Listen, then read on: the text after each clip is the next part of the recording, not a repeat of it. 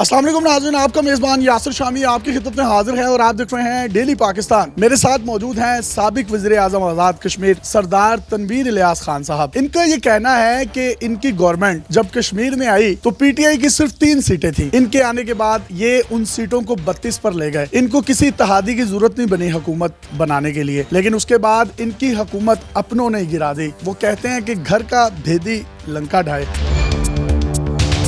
इनके मुताबिक जो घर के भेदियों में असद कैसर और परवेज खटक साहब शामिल हैं, जिन्होंने कश्मीर में आकर डेरे जमाए और उन्होंने मौका फराम किया अगयार को।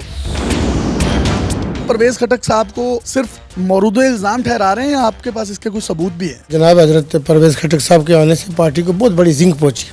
हजरत क्यों कह रहे हैं उन्हें? क्योंकि इस लेवल के खास मरतबे पे लोग फायद हो जाएं तो उनके लिए ज़रूरी है कि उनके आने से पार्टी को बहुत नुकसान हुआ। हमने 12-14 इलेक्शन भुगताए थे, हमारे कभी किसी मेंबर ने एक वोट बाहर नहीं दिया। तो जब वासराय आप भेजेंगे, ऊपर से भेजेंगे, आज़ाद कश्मीर को आप राजवाड़ा समझेंगे, रगड़ेंगे, तो मैं ये समझता हूँ कि सियासी तौर पर नुकसान होगा। आपको लगता है कि परवेज खटक साहब को या असद कैसर साहब को इमरान खान साहब ने भेजा था? इमरान खान के पास भी 1800 किस्म के लोग होते हैं और वो बाद वक़्त खुद भी चीज़ की ज़्यादा डिटेल में नहीं जाते। किसी ने यकीनी तौर पर वहाँ पे एक लॉबी मौजूद थी जो मेरे खिलाफ काम कर रही थी, लेकिन इसमें एक पैसे का बहुत बड़ा एलिमेंट भी है। मैं आपको बताऊँ कि मनी लॉन्ड्रिंग, ये जो इलीगल पैसा आता है हमारे मुल्क में, इस तरह के फैक्टर से आज़ाद कश्मीर के अंदर एक अच्छा खासा जो इस्तेकाम वाला निज़ाम चल रहा था, उस निज़ाम को अदम इस्तेकाम से दोचार किया गया। ये आज़ाद कश्मीर और LOC के उस पार जो तकमील पाकिस्तान की जंग कर रहे हैं, उनके साथ बहुत बड़ी ज्यादती है। पैसों की बात कर रहे हैं, खान साहब की सबसे बड़ी ATM जो है अलीम खान या जहांगीर तरीन साहब के बाद, या मुझे लगता है शायद उनसे भी बड़ी ATM आप थे। खान साहब को तो आपसे फायदा ही था, खान साहब आपके गवर्नमेंट को क्यों गिराएंगे? ये तो नहीं आप कह सकते कि इमरान खान ने हमारी गवर्नमेंट गिराई, लेकिन इमरान खान के दाएं बाएं बहुत सारे लोग बैठे हुए हैं, उनके बड़े इंटरेस्ट है। ATM वाली डेफिनेशन है वो,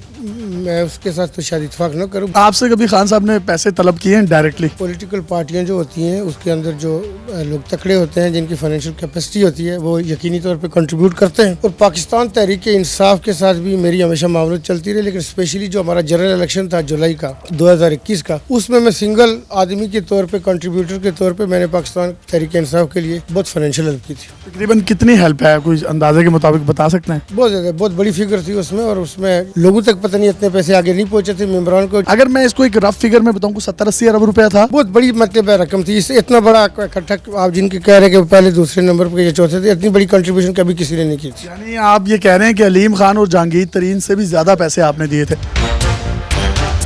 परवेज खटक साहब को कोई पैगाम देना चाहें तो आप दे सकते हैं, क्योंकि आप डायरेक्टली उन पर इल्ज़ाम लगा रहे हैं। उनकी जो अहलिया, उनकी वफात हो गई है, तो वो इसलिए मीडिया पर ज़्यादा नहीं आ सके और रिस्पॉन्स नहीं कर सके। तो आपने झगड़ा डरवाई दिया। देखिए बात ये है कि मैं ये बात कर रहा हूँ कि जिससे उन्होंने दानिस्ता किया या नादिस्ता, लेकिन पैसे का डोडियाल का एलिमेंट इसके अंदर बहुत बड़ा शामिल है। मुझे नहीं पता उन तक पहुँचे होंगे कि किस तक पहुँचे होंगे, लेकिन पैसे तो चले हैं।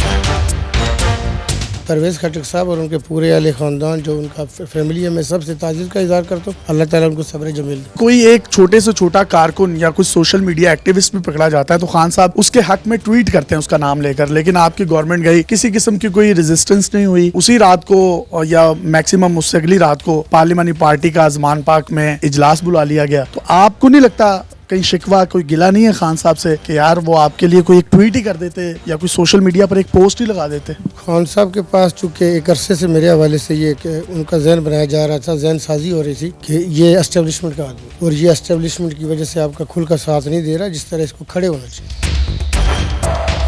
नहीं, आपको वज़ीर आज़म की सीट से तो हटाया गया, फिर पार्टी सदारत क्यों छीनने गई? चूँकि जो मुसल्लह अफवाज के हवाले से हमारा जो रोल है आज़ाद कश्मीर के अंदर, आपने कौम का मोरल बुलंद रखना होता है, आपने जहाद कराना होता है, अपने आप को जहाद के लिए तैयार रखना होता है। आज़ाद कश्मीर के एनवायरनमेंट में आपने लोगों को बताना कि आपने अपनी मुसल्लह अफवाज के साथ आगे बढ़ना, आप उनके आगे फ्रंट पे चलेंगे। तो इस तरह के जो क्लिप होते हैं, तो वो जाके जब खान साहब को देखते, फौज नहीं ज़बान गल कर रहा है, फौज के बारे में मार्केटिंग कर रहा है, ये तो ISPR का बंदा। एक लॉबी इस वक्त डोमिनेट कर गई थी, तो हमारी मरकजी लीडरशिप पे काफ़ी लोगों की जहन साजी हुई उसमें, और ये कहा गया कि जी हम ईमान जो सियासी पुख्ता रखें, ये बंदा वाकई एस्टेब्लिशमेंट। आप वैसे एस्टेब्लिशमेंट के आदमी हैं, बाजवा साहब से, फैज साहब से तो बड़ी दोस्ती है आपकी। देखिए मैं कश्मीरी हूँ और एक पाकिस्तानी हूँ। जहाँ तक दोस्तियों का तल्लुक है, मेरी बहुत सारे और आपके बड़े मतलब लेजेंड जर्नल्स हैं, उनके साथ भी दोस्ती है। मैं दोस्ती लोगों के साथ रखता हूँ। आज से 20 या 25 साल पहले भी अगर कोई DGMI रहा होगा या DGI था या DGC था, तो उनके साथ भी मेरी वाकफियत है। इमरान खान साहब से आपकी राहें जुदा होने जा रही हैं? पार्टी में बुनियादी तौर पर नजरियाती कमिटमेंट होती है, लेकिन इस वक्त जब मैं गर्दाब में मुश्किल में गया तो पार्टी ने जो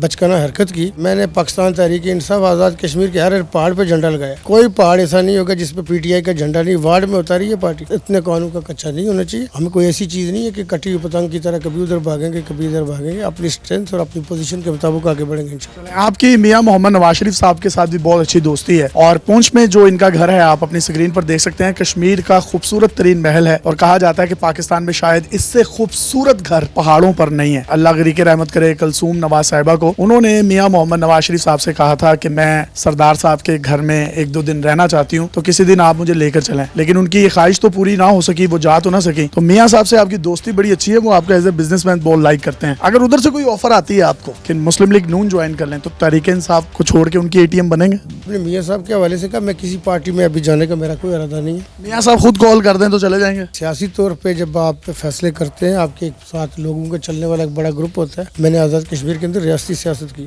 پوری ریاست میں آپ کا ایک مشاورت ہوتی ہے, اپنے لوگوں سے آپ ڈسکس کرتے ہیں اور پھر ایک آدمی کی انفرادی کی نہیں شمولیت ہوتی. میرے ساتھ تو ایک بہت بڑا فلیٹ ہوگا, ممبران اسمبلی ہوں گے, کونسل کے ممبران ہوں گے, ہر تحصیل ہر یونین کونسل کے میں لوگ میرے ہیں. شہباز شریف صاحب وزیر اعظم ہیں, ان کے گارڈز نے بھی آپ کی توہین کی تو پارٹی اس طریقے سے آپ کے ساتھ آپ کے پیچھے نہیں کھڑی ہوئی. عمران خان صاحب نے تب بھی اتنا کوئی کنڈیم نہیں کیا, تب بھی کوئی گلا شکوہ دل میں پیدا ہوا تھا. وہ جو شہباز شریف صاحب کے ساتھ تھا وہ ہیٹ آف دا مومنٹ وابڈا نے ایسی مس انڈرسٹینڈنگ کی تھی. اس کے بعد ہمارے تعلقات بہت اچھے ہو گئے. بہت ساری ہم نے میٹنگیں اٹینڈ کی. وہ 5 فروری کو مظفر آباد بھی تشریف لائے تھے. کوئی چیز میرا خیال ہے نہ ان کے دل میں ہوگی نہ میرے میں. سول سوسائٹی اسلام آباد کی آج جس طریقے سے نکلی, پریس کلب کے سامنے انہوں نے احتجاج کرنے کا فیصلہ کیا تو پولیس نے جو ہے ان پر بھی لاٹھی چارج کیا. میں وہاں پر خود بھی موجود تھا. ان کا یہ کہنا تھا جی ان لوگوں نے این او سی نہیں لیا. اس میں آپ کہیں نہ کہیں سمجھتے ہیں کہ کارکن اس تعداد میں باہر نہیں نکل سکے یا پولیس نے جو ہے ان کو منتشر کر دیا؟ آج چونکہ یہاں پہ Chinese foreign minister, Afghan foreign minister اور دفعہ بھی یہاں پہ لگی ہوئی ہے. کل سے پولیس بار بار جو اعلانات بھی کر رہی تھی. پولیس بھی اپنی ڈیوٹیاں کرتی ہے. دفعہ 144 اور لوگوں کی ڈائیورجن ہوئی تھی. لوگوں کو ہمیشہ منع کرتے ہیں کہ جی آپ ایجیٹیشن کا راستہ نہ اختیار کریں, لیکن اس میں یہ کہ بعض اوقات جو کارکن ہوتے ہیں وہ جذباتی ہو جاتے ہیں.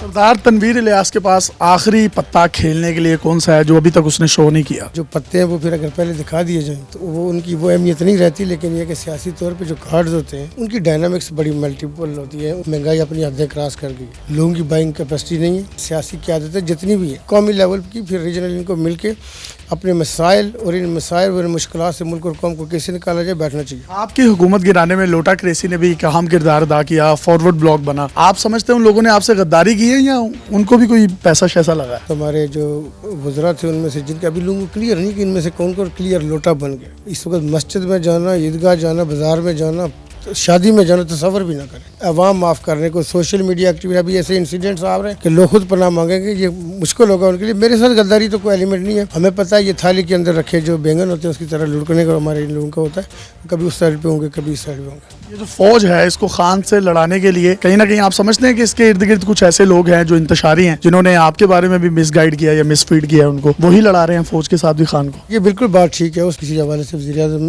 اس میں ہماری میٹنگ تھی. ایک میٹنگ پہلے سے چل رہی تھی. میں نے دروازے سے دیکھا خان صاحب نے مجھے اندر, ہم بھی بیٹھ گئے. ٹاپک پہلے سے موجود تھا اور اس میں فوج کے حوالے سے یہ بات ہو رہی تھی کہ انہوں نے ہمیں کمزور پوزیشن دی تاکہ یہ زیادہ تکڑے نہ ہو جائیں. کمزور ہوں گے تو ہمارے کنٹرول میں رہیں گے. یہ وہاں پہ میں نے تھوڑا سا انٹرویو کیا اور میری بات کو خان صاحب نے اپریشیٹ بھی کیا. میں نے کہا جی اس وقت فوج آپ کو بہت اپنائیت اور بہت ہاتھ رکھ رہی ہے. اتنا کسی پولیٹیکل پارٹی کو سپورٹ نہیں کیا. کچھ کام ایسے ہیں کہ جو فوج سے متعلق نہیں تھے وہ سیاسی لوگوں نے کرنے تھے, وہ نہیں کر سکے.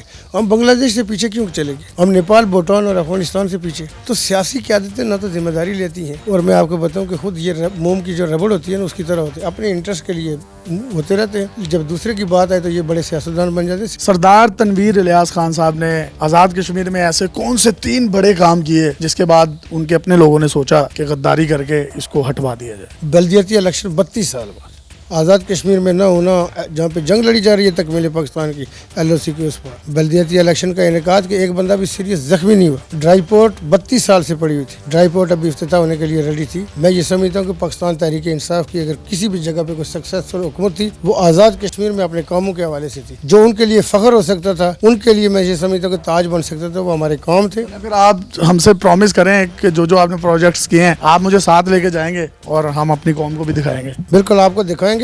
آپ پریکٹیکل آئیں, پروگرام کریں اور لوگوں کے ساتھ شیئر کریں. جی انشاءاللہ جو انہوں نے کام کیے ہیں وہ ہم آپ کے سامنے لے کر آئیں گے اور جتنی بھی انہوں نے باتیں کی ہیں وہ غلط ہیں یا درست ہیں اس کا فیصلہ آپ نے کرنا ہے. اپنے میزبان یاسر شامی کو اجازت دیجیے اور دیکھتے رہیے ڈیلی پاکستان. اللہ حافظ.